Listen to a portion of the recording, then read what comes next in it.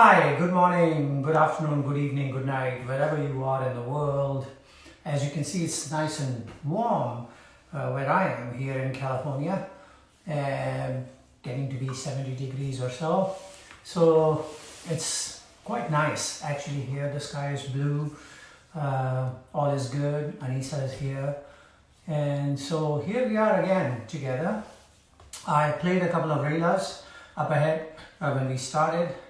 As a kind of a beginning tribute to the man, my father, because today is what, the 24th, and in 5 days on April 29th is his 101st birthday.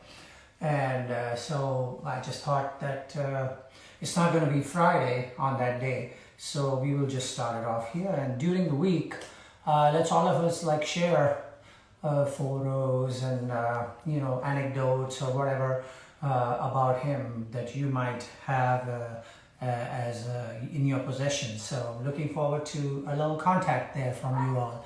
So yeah, happy birthday, Abaji. So there's that. And so I played two relas up front, and one of them was his, which was with the middle finger being a prominent element in that rela, and the dina of course. So I believe that there were many raws that he created which dealt with dina, and probably a very detailed visit of that particular phrase, not dine gene, but dine.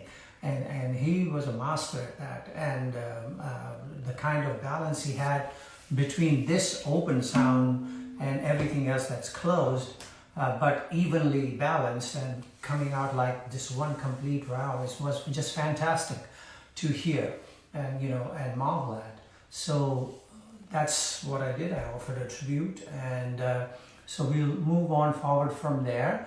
And I wonder if there's a question or two that we might want to begin with. And so yeah, so do we have a question? We do. Madam Laya Kari. Laya Kari. Laya Kari. Okay, it's definitely not like Meena Kari or Ada Kari. And it's something that we all want to have adhikari on, but it's a little difficult. Laya Kari is obviously we are talking about having a good sense of time, knowing exactly where the sun is.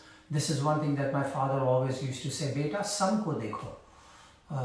And so what did that mean? I mean, I'm still trying to decipher many hidden interpretations and meanings in that one line, "Sun ko dekho."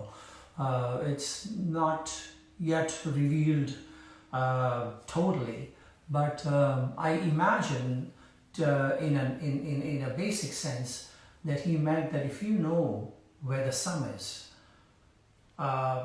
working backwards, then you already know how much distance you have to cover, and keeping that in mind, you can also then make out what the terrain is, whether it's an uphill road or whether it's a curvy road, whether it's a downhill road, or all combinations, and how you will traverse through it. So that is something that maybe he was referring to, one. And secondly, when you know the sun, you also in reference know where you are, and so when you know where you are obviously aware of which beat of the rhythm cycle that is. So if an automatic, a built-in recognition of that develops inside of you, that is in a way a beginning of trying to become a layakar. So it's important to have good timing. It's important to be aware of your position in the development of or the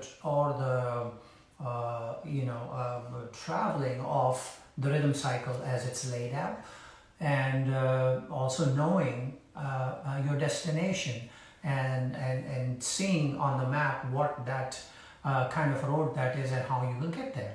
I mean, sometimes you say, okay, I'm going to go from point A to point B and I'm going to take highway number so and so, and I'll get off on this road and go to this little town and have some, you know, you go from Bombay to Pune, in the old days stop at Khopoli, have biryani, or get into the train and go to Pune and stop at Karchat and have barata vadas, whatever. I mean, so those are things that you've already got in your head, you've planned it, and you know your destination is Pune. So yes, all this is easier said than done, but this is exactly where you need to be. So having said that, how do you,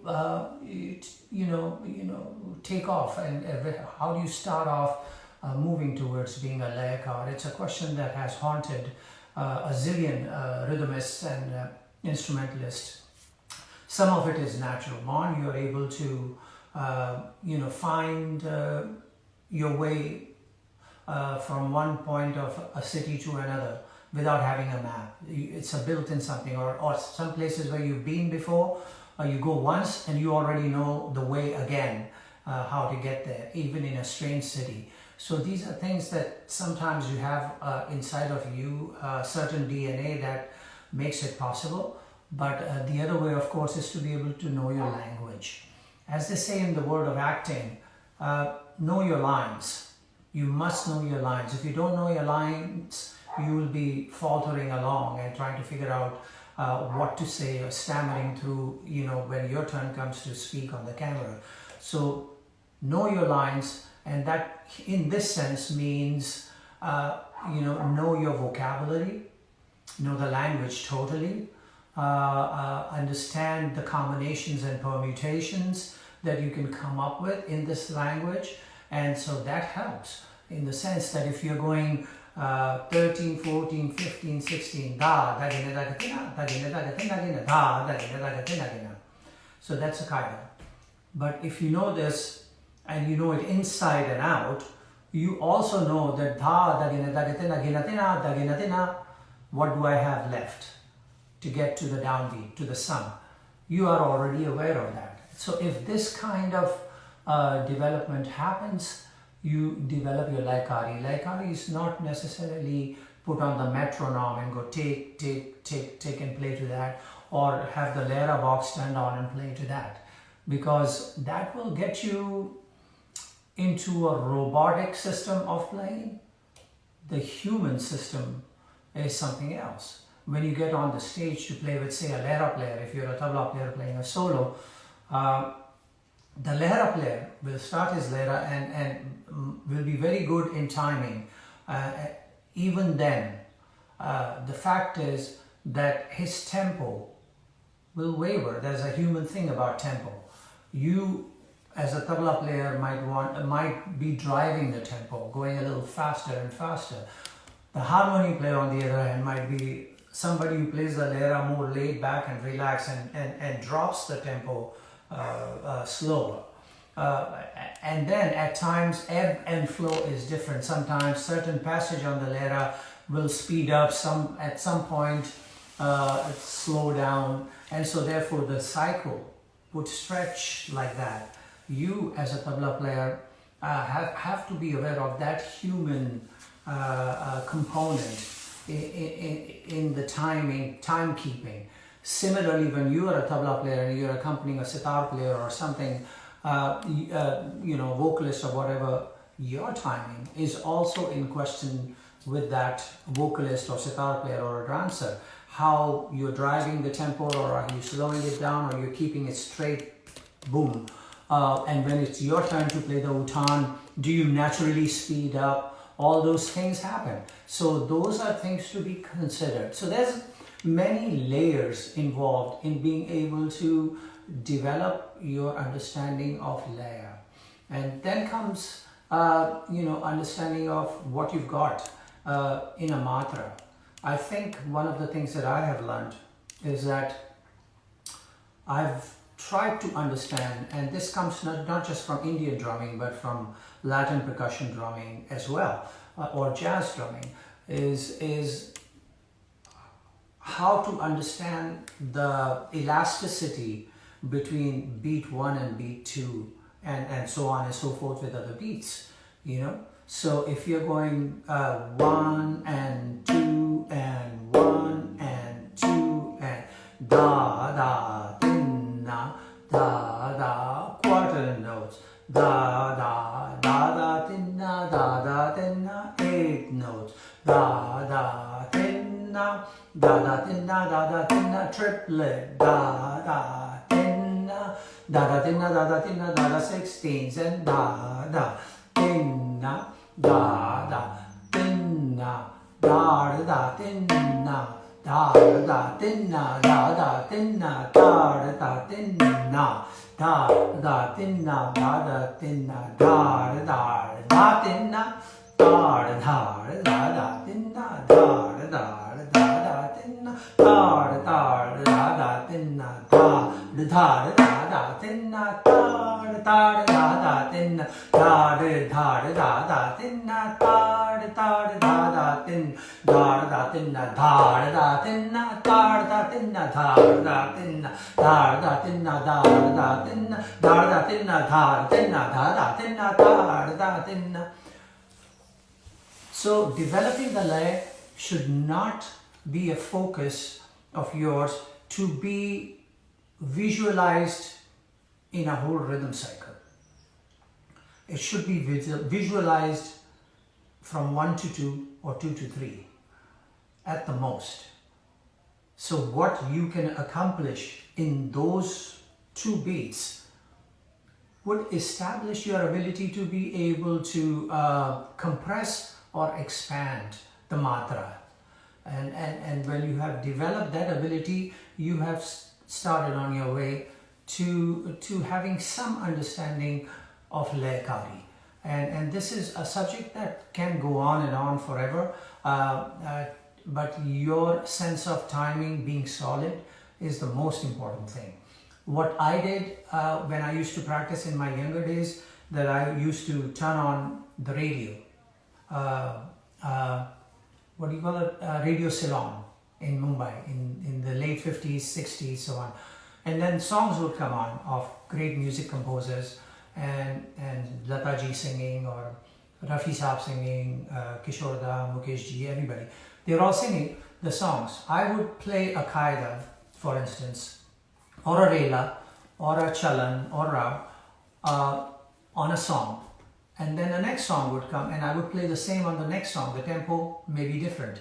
And the way the song either slowed down or speeded up kind of gave me an idea of how the same pattern would emerge in different tempos, and then also how to treat it. So that was my basic understanding of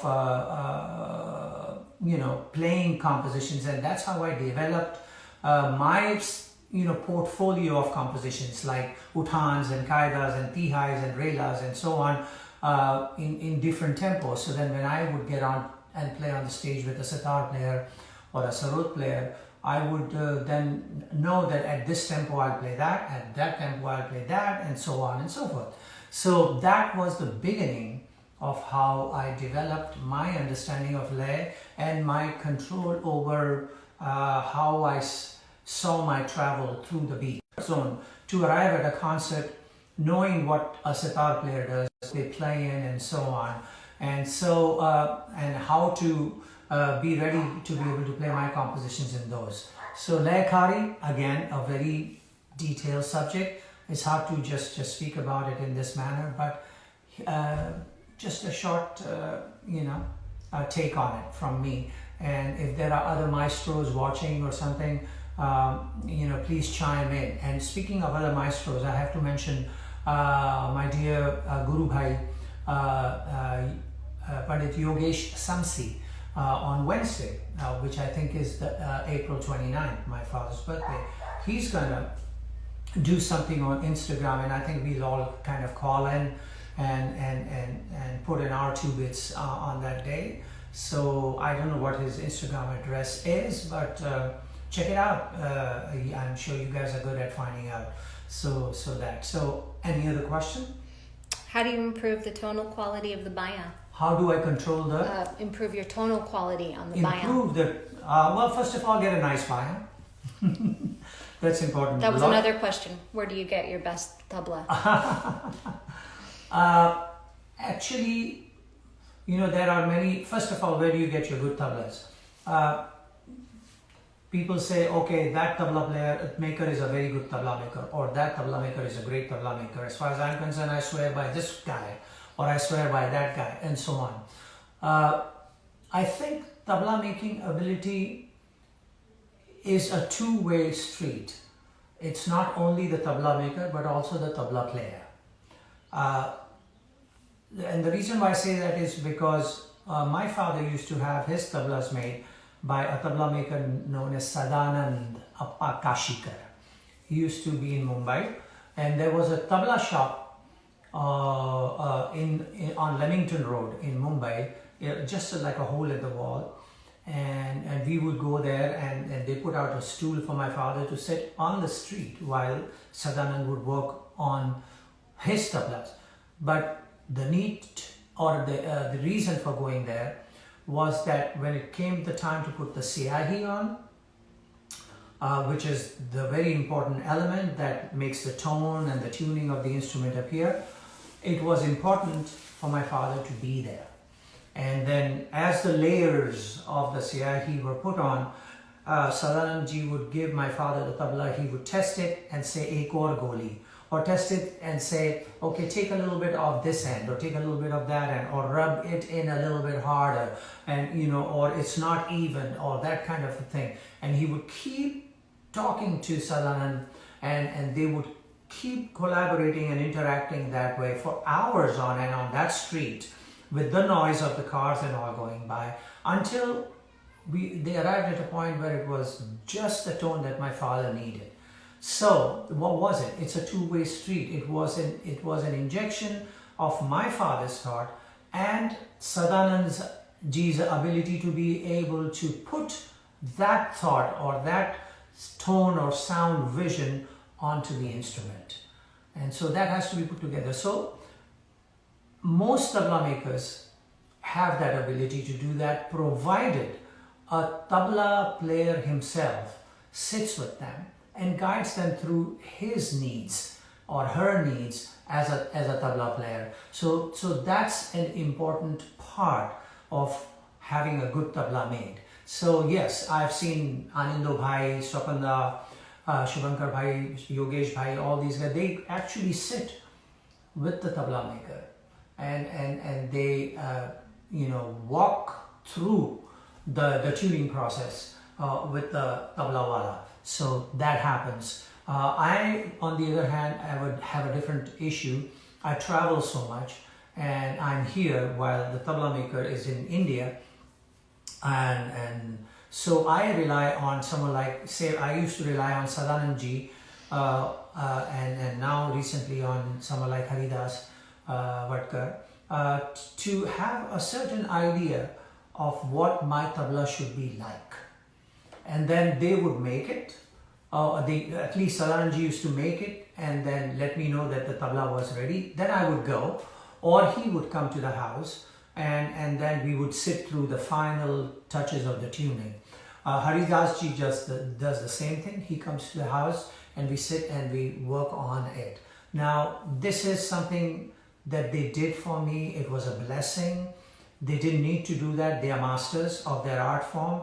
And for me to expect that they would come to my home and work with me is far beyond my ability to understand why they would actually do that. I should be the one going to them and sitting with them like my father did with Sadanand ji. But these days it's a little difficult with people swarming over and wanting photos and autographs and so on. So there are distractions. So they come over and they understand that, and I thank them for being so so accommodating to me. So that's what I would say to a key for a good tabla is to be personally involved in the process of its creation.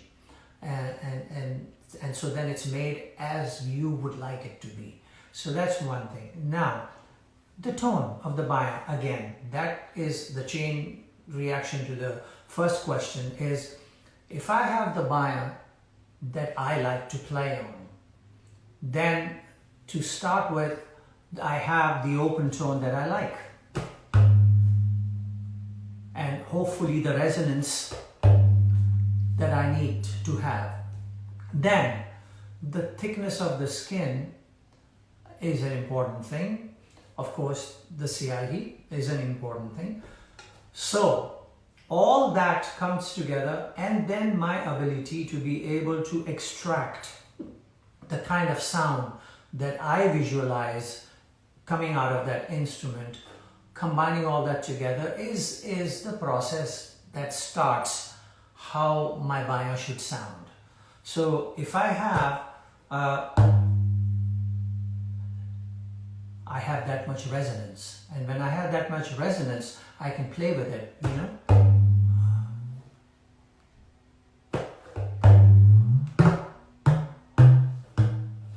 So I have that much give on the skin, so I'm able to get tones out of it.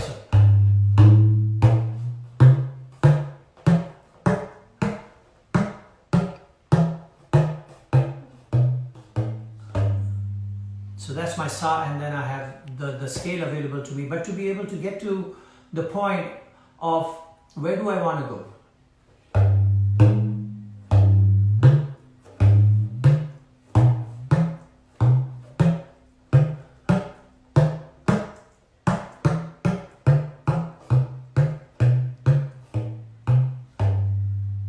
So to be able to find the notes, I need to know how much pressure I am applying to get to that note.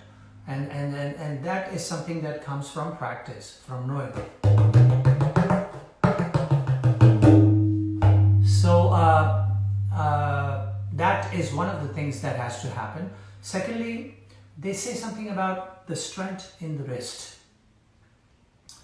That determines your ability to be able to extract from the baya emotional element, right? So I mean, half the time I've noticed tabla students playing from the small end of the gab and the kinar over here, and there are a couple of reasons for it. One is that you're able to get an attack sound better.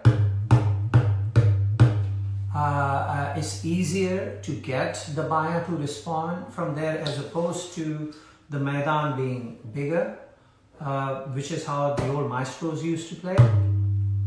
That all changed, I think, around the time of Gudai Maharaji, Pandit Shanta Prasad ji, that is, who played from this shorter end, but he manipulated that in a way where the slide became an important part of the baya.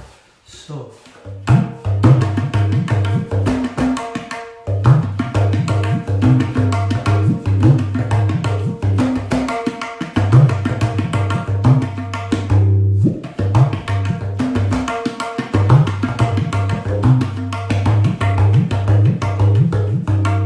slide. If I'm playing from the big maidan, that is a much more distance to travel for the slide than it is from the shorter end. So for me, the slide is the second option. The first option is pressure. So if I'm playing, I'll be going.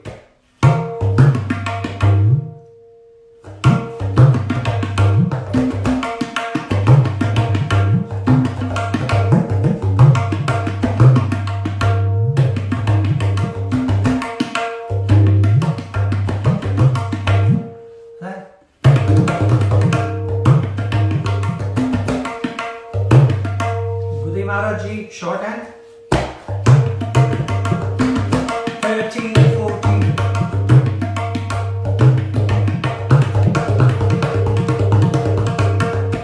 So you notice attack is much more prominent. When you turn it to the maidan here, the attack is more rounder, and therefore you have to work harder to get the punch. But it's a rounder sound. So if you were playing Gudai Maharaj Ji style,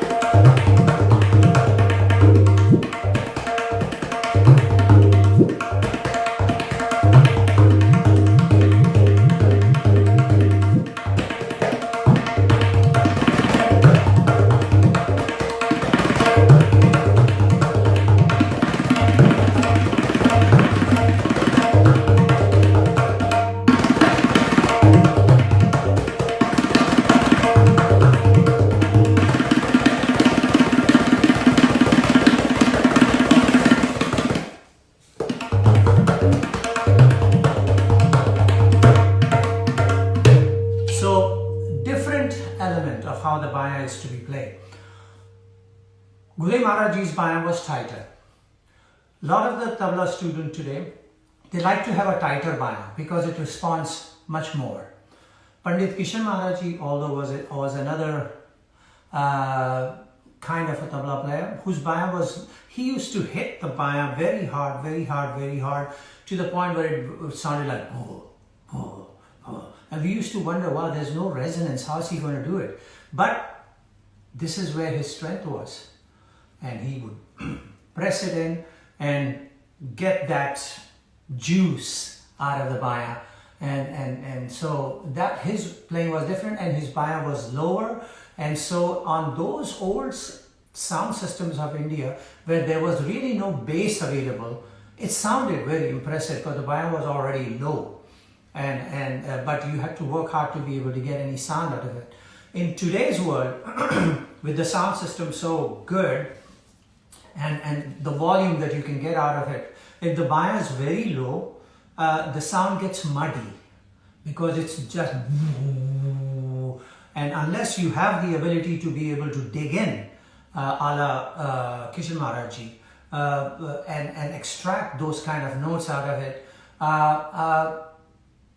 it will all sound very woo, woo, woo, woo, woo. So therefore, today's tabla players like to have the baya tuned up and put a lot of sticks in and play it that way, get the resonance, and then just work with that. So myself, I like to have a baya which allows me both possibilities.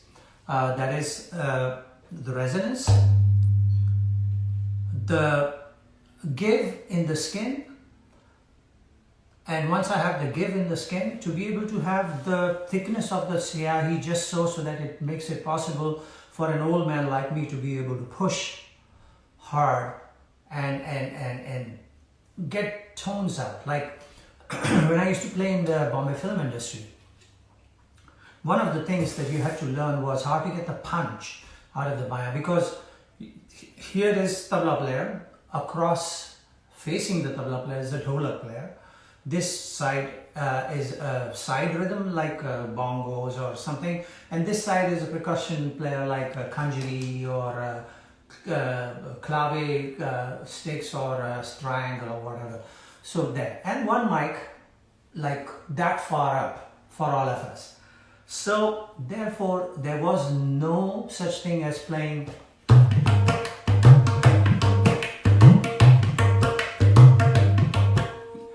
because from the sound booth the recording engineer would say, Zakir, thoda punch chahiye, thoda punch dena, to baएं ka punch chahiye. So that means the tabla player and the dholak player had to provide the punch. It didn't come from the microphone. So they played like, you know, the dholak players and the qawwali tabla players play, which is not but. So they punch like that.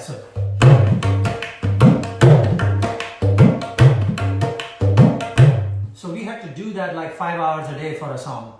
And it was kind of tough on the hand and tough on the fingers to be able to do that. But that's what we did. So I like to have a tabla which has the give on the skin, the siyahi, just so that there's not too heavy, thick siyahi that does not allow me to be able to press the skin so much. In the old days, the maestros used to say, "Mota siyahi lagana," because it was considered what an amazing thing that with that kind of a mota siyahi or mota atta, the tabla player could still press the baya. I mean, that was like, kya baat hai. And they would wear iron bracelets to practice.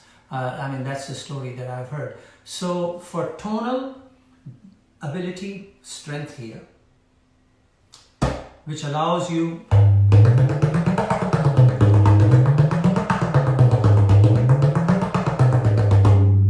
baya is new and it's a little tight. When I play more and more, I don't get to actually, what I'm doing all week, very busy with the granddaughter Zora and cooking and all that. By the way, just 2-3 days ago, I made lamb keema aloo butter.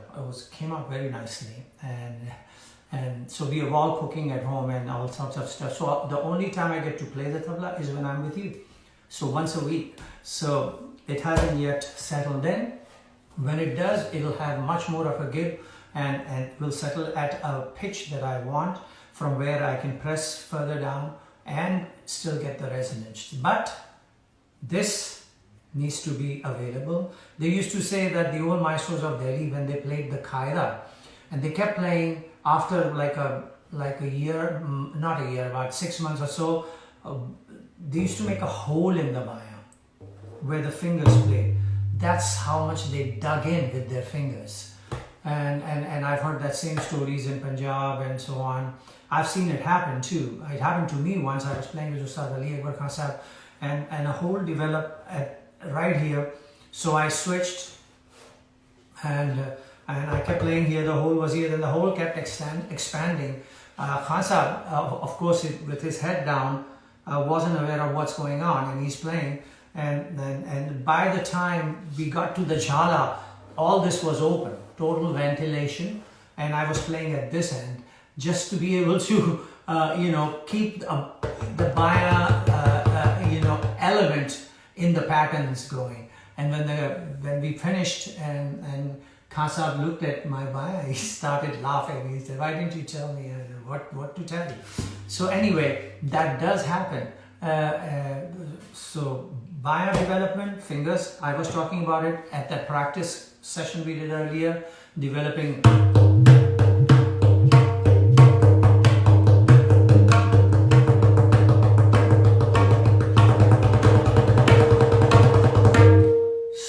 you have to develop the baya in a way where it is an equal participant with the tabla. Then, and not just that, you see, you have to realize this tabla projects more. Tabla projects more. Baya being a bassy sound, it does not project naturally. So that projection and that balance between the two has to come from you as a tabla player. So that's important. But don't try to take an easy way out. I mean, yes, we do have the sound system and all that is there. Oh, there are bass, then I'll raise the bass a little bit, give me a little bit of high mids so that all this comes through so I can play as soft as possible. That's okay in the concept. But at least when you're doing your riyaz, dig in. Play with the resonance of the baya. Really. So 13, 14, 15, 16.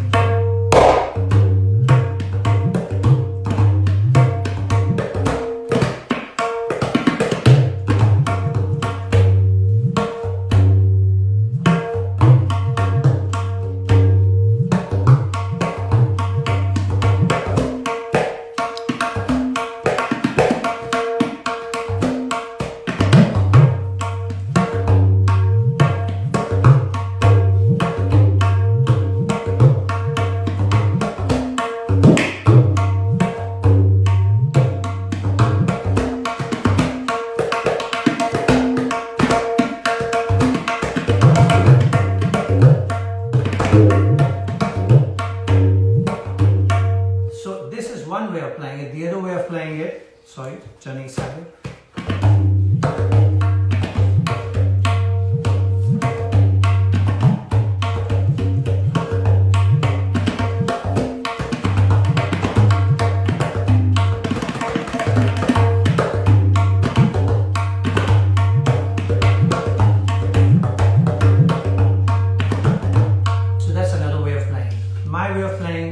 And the way I work with the bayan is the first way. Get involved, get some, it's like, okay, you come home after the concert and you can say to yourself, oh yeah, I did some hard work today, now I deserve a good dinner. So there it is, bayan work is just as important as tabla. We sometimes just kind of concentrate on the tabla, and I've seen tabla students practicing and their eyes are on the tabla. So it's like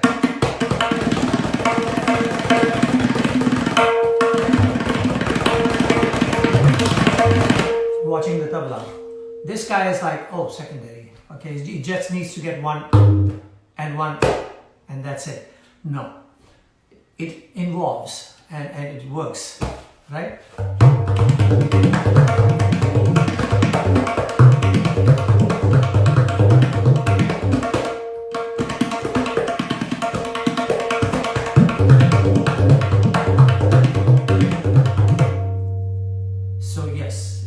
Work and in tandem and be an equal participant. In other words, become legitimate. So I think that's important, to be able to get a good tone on the bayan, is to develop the strength in your wrist, the strength in your fingers, and not be shy from exerting pressure, strength and weight onto your instrument. And so keep that in mind, and keep in mind the resonance of the instrument. That's why it's important to have a good bayan which has nice resonance. If it has the resonance, then you can work with it. So you're not stuck in the low bayan zone of Pandit Kishan Maharaj Ji, or a very high bayan zone in order to be able to coax resonance out of it, but somewhere in the middle where you have enough resonance, but it requires a legitimate input of strength to be able to extract the sound out of the instrument. And so it becomes what they call something like a gatte ka baj, and that's it. I remember in Mahim, where I grew up, there was a tin ka chali meaning like a low income colony where all the tin walas lived. These are the ones who would be beating up the pots, the tin pots, what they call kali. At the edge of that, as you entered the gate, just on the right side, Nizamuddin Khan Sahib used to live in a small little place. Now you've got 30 pots, hammer on the pots going teek, teek, teek, and the din is so loud you can hear it 5 blocks away. You arrive there and you're standing outside Khan Sahib's door, and you can hear him practicing with that din going on. No sound system. He's just practicing in there on a basic tabla, but he had the hands to be able to do that. My father used to say that his Guru Mian Qadir Bakhsh used to make him sit in winter with the windows open in Punjab, where the temperatures dropped to 6-5 degrees and so on, with no shirt, open body, and play, because the hands were so cold and it's so hard to play. They used to crack open. He said they used to bleed, but the whole idea was to be able to develop the strength no matter what the weather, no matter what the environment around you, and be able to be ready with a warm hand to be able to get on the tabla and fly. So that's important. Okay, now I'm going to play a little bit, and I just wanted to say that next Friday I'm going to invite my definitely much better half and a fine, incredible Kathak dancer, Tony, my wife, to join me and we will talk about dance and tabla, and see how that relationship developed, because most of my early days were spent in dance classes playing tabla in Mahim, and in other places. I used to go to Sitara Devi's dance class. There was a lady who used to teach dance called Bibi Bai, whose house I used to play tabla. I used to go to Lachu Maharaj Ji's house where he taught in Dadar, and at times I even used to go to Bhavans and where the dance class was there, and I would be practicing. So a lot of my time was spent there. So it would be interesting to talk to her and kind of go and visit what shaped one of the important elements that shaped my tabla playing. Okay, let's see.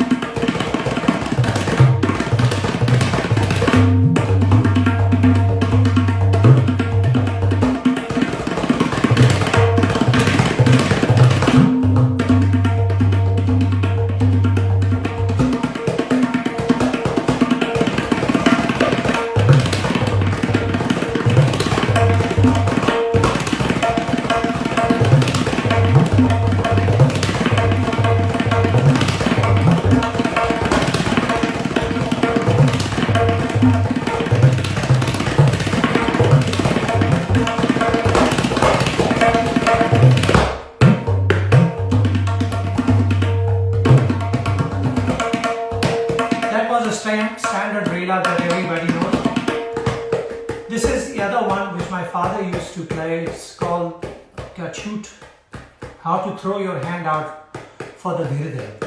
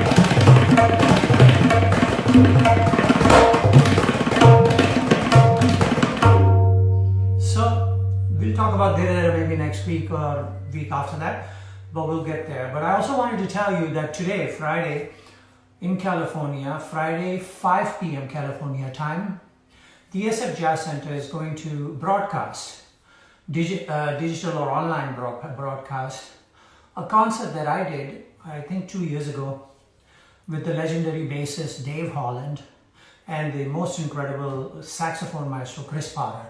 So it's a trio, it's called Cross Current Rio. And so that will be broadcast from 5 to 6 p.m. California time today, Friday, the 24th. Please dial in and watch. What we are trying to do is through these broadcasts, maybe have people put some money in the tip jar that's on the screen so that musicians who are needy in the Bay Area can be provided with some funds. So that's what we are doing. So try and join in and watch.